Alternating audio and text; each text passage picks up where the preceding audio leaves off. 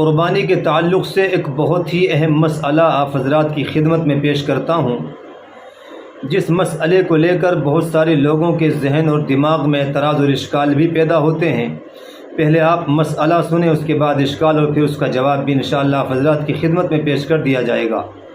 مسئلہ یہ ہے کہ قربانی کے بڑے جانور میں آپ جانتے ہیں کہ 7 آدمیوں تک شریک ہو سکتے ہیں، تو قربانی کے بڑے جانور میں شریک 7 شرکاء میں سے اگر کسی ایک شریک کسی ایک حصے دار کی نیت بھی فاسد ہو، یعنی اس کی قربانی کی نیت نہ ہو کر کے گوشت کھانے کی نیت ہو، یا اس کی آمدنی حرام ہو، یعنی سود کے پیسے سے اس نے حصہ لیا ہو، یا رشوت کے پیسے سے، یعنی کہ حرام پیسوں سے اس نے قربانی کے جانور میں حصے داری کی ہو، شریک ہوا ہو،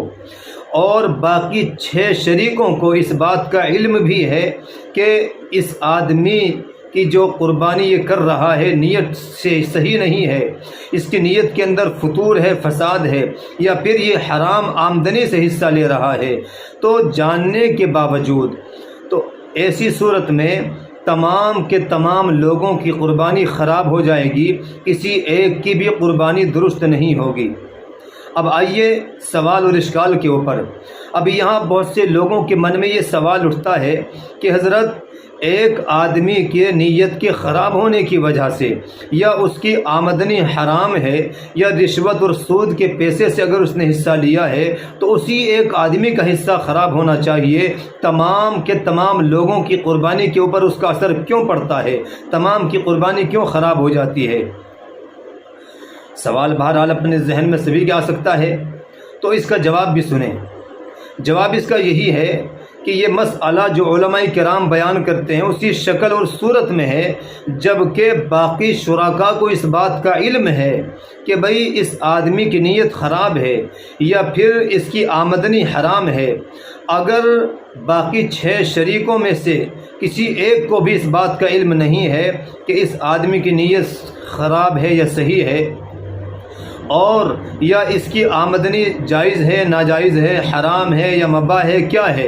اگر کسی کو بھی کسی کے بارے میں علم نہیں ہے کہ بھئی اس کی آمدنی کیسی ہے، حرام ہے کہ نہیں ہے، حلال ہے کہ نہیں ہے، تو ایسی صورت میں تمام لوگوں کی قربانی صحیح ہو جائے گی، اور کسی ایک کو بھی کسی ایک کے بارے میں تحقیق کرنے کی بھی اجازت نہیں ہے، تحقیق بھی نہیں کرنا چاہیے کہ بھئی تیری نیت کیا ہے، تیری آمدنی کیسی ہے۔ اگر معلوم ہے کہ بھئی آدمی